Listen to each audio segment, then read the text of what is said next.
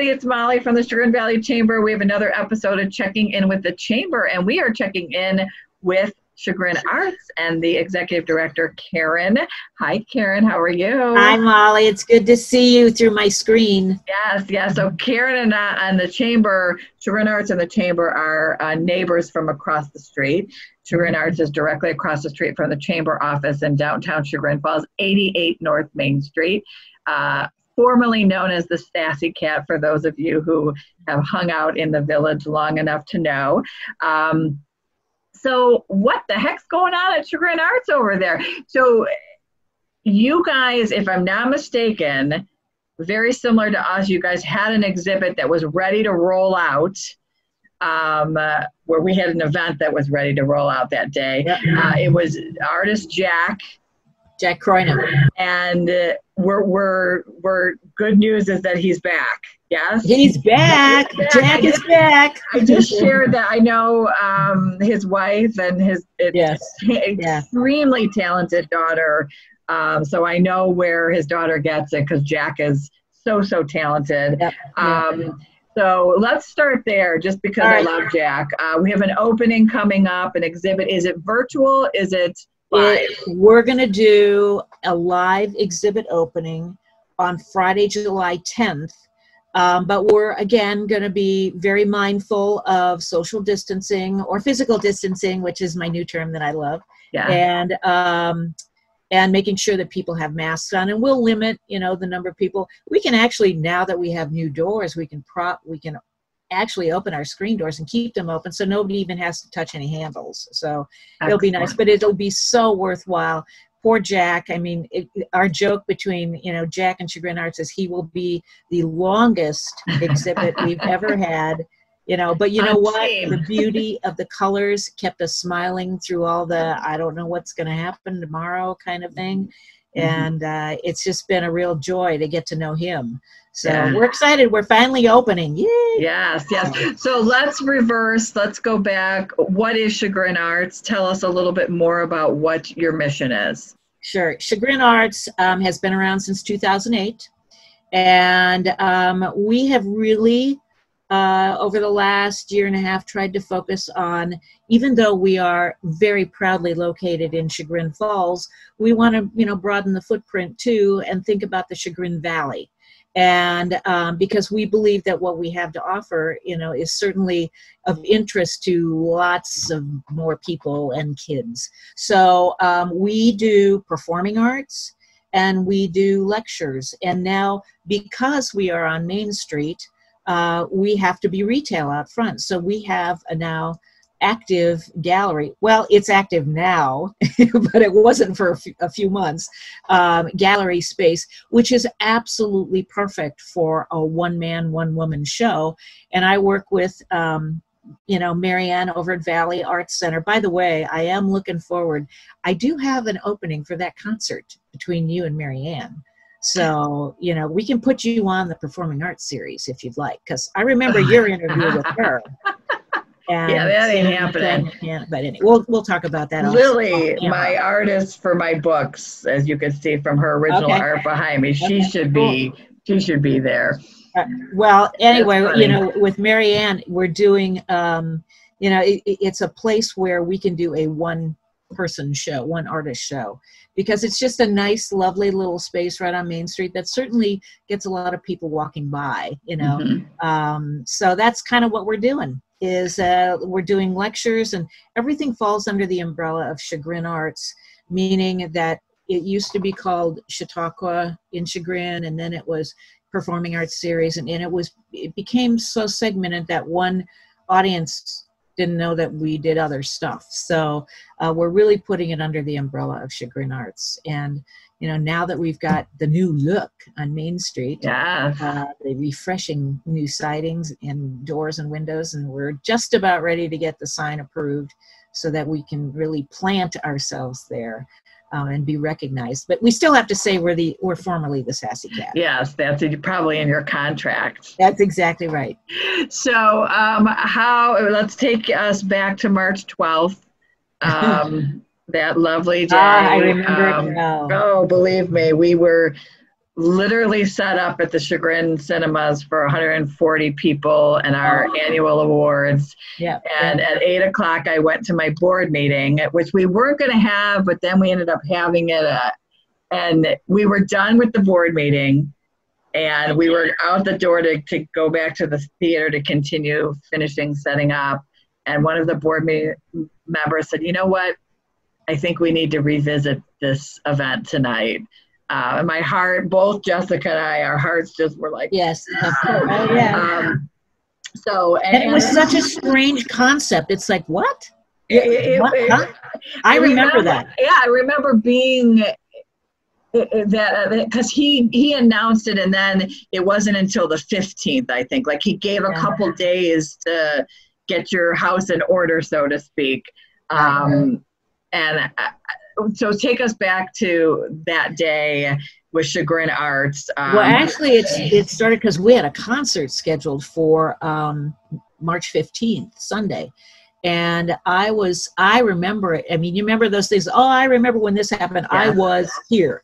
Well, I was in my car because I'm also a pianist at Kent State, and I had just finished my day at Kent State, and I was in the car, and I heard from Tim Beyer, who's a member of No Exit, and he called and said, what are we going to do with this concert on Sunday? And it's like, your brain had never gone there, Right. So it was a matter of, do we look to, I got to talk to the board members, and then you think about liability and being cautious with people, and you don't want to expose people to anything. So I know exactly what you went through. Yeah, but and I'm so thankful. I tell that board member all the time, I am so thankful that she spoke up, because could you imagine we would have shoved 140 people into a tiny theater, and then, what if something were to happen? So grateful. So you decide not to have it, or you can't have it. We didn't have the concert, and then I came back to the office and I talked to Jack, and I said, I don't think we can do this. And at that point you can, well, it's just a small little thing that we're going to do in the gallery. And, it's like, it was so, it was such an unknown at that point. Mm-hmm. It's like, what the heck is this, Mm-hmm. And we just, you got to side on the on the side of caution. Right. But in that same breath, these events are how you sustain yourself. Yes. So, you've got that to consider. So, moving forward into the month of March and April, what were you guys able to do to kind of stay relevant during this time? Well, it's very interesting because, I think back on this, and we had, change in staffing, and then it was kind of like we were certainly not set up to be virtual because we hadn't done any of that stuff. All of a sudden it's a new language, and the arts are going to do what? That's impossible because we're such a people thing, Right. So we were very fortunate to receive a PPP, which because it was based on salary and the number of employees, I was able to hire someone at that point to kind of take us to the next level. And I'm telling you, you talk about, incredible blessings. Silver linings. Yeah, it is completely a silver lining, because we now have, at least for 8 weeks, and, hopefully we're going to be able to continue a relationship, but her name is Gabrielle Sergi, and she is, her major, she's a senior at John Carroll, and her major is integrated marketing and design, and completely an expert on, social media, virtual video, everything. And she has kind of come in and flipped things around so that we can function in this new day, in the new normal. And we're very excited, to have her on board for this 8 weeks. She's done an incredible job, but it certainly has taught me a lot too about thinking, how do we function in, with what we're having to deal with right now? And I think we're never going back. No. We're never going back to what it was. And who knows in the performing arts, where that's all going to go, because I'm not sure audiences are going to feel comfortable, you know, coming back and sitting in a crowd of people, you know. So we're going to take it one step at a time. But segue, the cool thing is, you know, these grand tours have been, you know, you're right, it's a lot about earned revenue for us on ticket sales, but the grants were put on hold as well. And for example, we had a very nice grant from Cuyahoga Arts and Culture. We had Ohio Arts Council grant, but they have been so in tune with how we as arts organizations who have received grants are kind of have our hands tied behind our backs, and we now have to think so differently. But they are saying, you know, the money's yours. Come to us with new ideas, extending timeframes for your granting period. I mean, it's been so great to work with these organizations. And now because of that, we are taking the monies that we were to have used for that concert in March and another concert in April and another thing in May, I mean, all these things, and put it towards, wait for it. I can't wait. Shakespeare. Okay. We're doing Shakespeare. We have been invited back by Mayor Krause. Like I said, we broaden our footprint into the Valley, and we're doing a virtual performance of a new adaptation of Twelfth Night, working with Louis Douthit, Ken Douthit's sister, who runs Play on Shakespeare out of Oregon. It initially started as an offshoot of Oregon Shakespeare Festival, but she was commissioned, Play On was commissioned to rewrite all of Shakespeare plays in modern day English. And it's not slang, it is beautifully done, not as a replacement, but as something that might get, as an educational tool, it might get people who maybe aren't as comfortable listening to that, you know, language, a little more interested in the play, because, you know, so many of Shakespeare plays have been made into modern day movies, you know. Right. So they know the plots. It's like, I had no idea that was a Shakespeare play, you know. So we're actually going to do this exciting. With Zoom technology, but it will have green screens in the back. It will have, you know, common, like look at our backgrounds, you know, we've got different backgrounds. We're going to have green screens so we can change scenery. We will have a uniform way of miking and doing the visuals as well. So everyone will have equal quality looks. Okay. And then we will have costumes, at least from here up. And we will be able to hand props through screens and do it as staged as we possibly can while keeping actors safe. And we're going to be using the best of, you know, Northeast Ohio Shakespeare actors, and it'll be directed by Tyler Collins and Delaney Heggie, who did it last year for us. They're very talented. And we're all kind of excited about this new thing. Oh, very cool. We're doing this over Labor Day weekend. So mark your calendars, the Friday and the Sunday. And you never, again, silver lining, you never would have thought of it. You never would have worked with Ken's sister in Oregon. Like, she never would have, I mean, I can't say she never would have come to Chagrin, but, you know, so she's, I'm assuming, in Oregon helping out from there. She has her full-time gig out in Oregon. And she's actually going to be in town this month. So we're going to be able to do some kind of pre-lecture kind of things virtually. Allison Carey is the playwright who did the play, and so we'll bring her into the discussion of all this stuff. But then let's take it one step further. Of course. We're going to do this live, because what Solon is doing in Community Park is they started their movie nights again safely, and they have yellow circles in the park where families of 6 can come, and then they're distanced so that you can kind of like space yourself around the park. But we are bringing in the absolutely coolest LED screen, Hueys. I mean, again, you know, you get these things that kind of fall into place. And this looks like, I kind of relate it to the Transformers, you know, how they like all kind of like come up. This comes out of a trailer, and inside is a production office that runs this thing. It is huge. And so we're going to do this. We're going to put it in the can, as they say in the movie business. There you go. But it will have a second life, which then in the fall, we're going to release it on YouTube. And then we're going to market it to the schools so that we can bring Shakespeare, which, you know, the schools, these English and theater teachers are going to be desperate, you know, for because they're not going to allow outsiders in. We can bring the play into them and use it as a learning and teaching tool as well.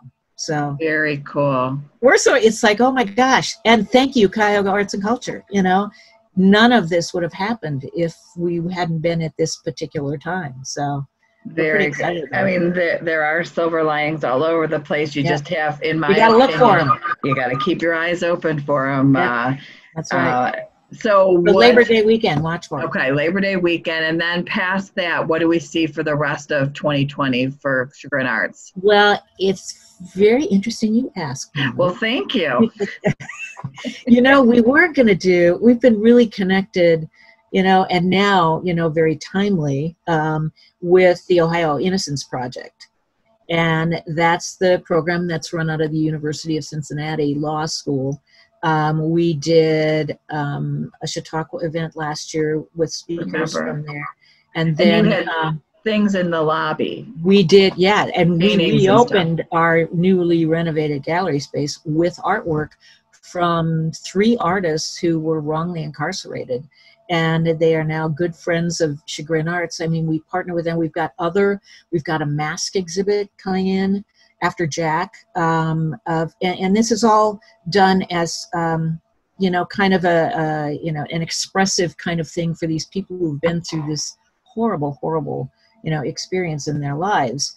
And we were going to do the opera, Blind Injustice, in partnership with Kent State University and the Ohio Innocence Project in March of 2021, but it is such a monstrosity of a project. We've pushed it to the spring of 2022. And I believe things happen for a reason, so we can make it bigger and better. But we are going to move forward. That is the Northeast Ohio premiere of this piece that Pat Hainish, lots of people know Pat Hainish in Chagrin Falls, that Pat and I actually, we called ourselves Thelma and Louise in the car when we went down to Cincinnati. And we got to see the world premiere of it. It is the most breathtaking. It's based on the book written by Mark Godsey, and who's the head of the OIP. He was a very high-powered prosecutor in the state of New York, knowing because of the law he was putting people in prison wrongly, and he has just now committed his life, you know, his life work. He started the OIP. And, you know, we're good friends with him, and we think this is a very timely issue. We started it a year and a half ago, but now we're going to continue moving forward with the opera. We're going to do this mask exhibit. We're also going to do, they did a songwriting session of people telling their stories with professional songwriters out of, I think it's North Carolina, actually. But I have a video, but we're going to do some songwriting stuff, too. But very cool. The next thing that comes as part of our location is, you know, there's that green space next to our little building in between the bank and us. It's got this overgrown big tree in there, and kind of, I think there are flowers in there, but I'm not sure. I don't have a green thumb. So we're going to be working with the city and Huntington because we want to create the Garden of Hope, and we're partnering with TLC Landscaping, good friends of ours from past lives, and they're going to have they're donating a little fountain. We have to get this all approved by the city in Huntington, but these are the plans that are already in the works. Selling bricks, we're going to have a section for peace, for hope, for equality, and the Hope Fountain will be dedicated to the grads, you know, arts, people who are interested in the arts, graduates from 2020 who are the hope of the future. So we're going to make it a pretty little sitting space. We've got a little bench. Maybe we can, do you know that Tom Horsick from the bank is on our board? And he actually is a clarinetist. So between my piano and his clarinet, we might even have music out there. Who knows? I love it. So we got a lot of things going, but it's a lot of stuff. I love that you are not allowing this pandemic to define Chagrin Arts. Right. You're allowing it to actually lift up Chagrin Arts. And I love that. Yeah, I will admit that first month was kind of like deer in the headlights. Like, I'm going to give now what? Yeah, I'm going to give everybody that first, like, what the heck is happening? But what is it opens things up. It just really connects in ways that we could never have connected before. If you looked for it, if you can think out of the box, if you are not confined and closed-minded and narrow-minded, if you're that person, this was not a good time for you. If you are a creative person and an out-of-the-box thinker, this is heaven for us. Yeah. And I can see just in your attitude and the way that you're expressing all these great things, I can tell that there's just great things coming here at Chagrin. I'm excited. You know, it's almost kind of like when I started at Chagrin Arts, you know, part of the discussion was, you know, we want a broader footprint. We want to think outside the box. And had we not been in this particular time and space, I don't think, I mean, I would never have thought of any of this stuff, you know, and here we are. And what a great, you know, future there is, because I think it only gets bigger and better from here. Yeah, I think it pushed us all to you know, to be creative. Well, thank you for spending a little time with me. And well, I'll wave at you when you get back with you. Yes. And I hope everything goes as planned. All those meetings, we have to get some things approved. I wish you the best on that. And well, you know, the other thing it teaches you, you know, a dear friend of mine said, semper gumby. It's like always be flexible, because in this day, you know, it's like we're not quite sure what's going to happen. We can plan, but be flexible and always like look. It's not a brick wall. And pivot with it. Pivot. That's great. Yeah. Well, thank you. You're welcome, Molly. Thank you. Hey. And you know what, Karen? Where can people find you? Go to chagrinarts.org. And then if you're walking by, which many people do, knock on the window or come on in. We have masks too. But I can see you from my desk. Jack's exhibit is opening on Friday the 10th. Right. Great. So from 5:30 to 7. And normally we would do a nice little reception with treats and, you know, a little wine and cheese or whatever. Well, we're not doing that. We're going to have little goodie to go bags. Plenty, you know, so that come in, see the work, see Jack, you know, and take your little treat home. Or Italian and eat up before exactly before you go, or Lemon Falls, and have a little snack snack prior. Well, thank you so much. You're welcome. Thank you. For Jack's event? Or Pardon me? Is the tickets for Jack's event? No. It's just free. Come in 5:30 to 7, Friday, July 10th. Excellent. Well, thank you so much. And we will talk with you soon. Everybody stay well. Yes. Amen to that. All right. See you, Karen. Thanks, Molly. Thank you. Bye-bye.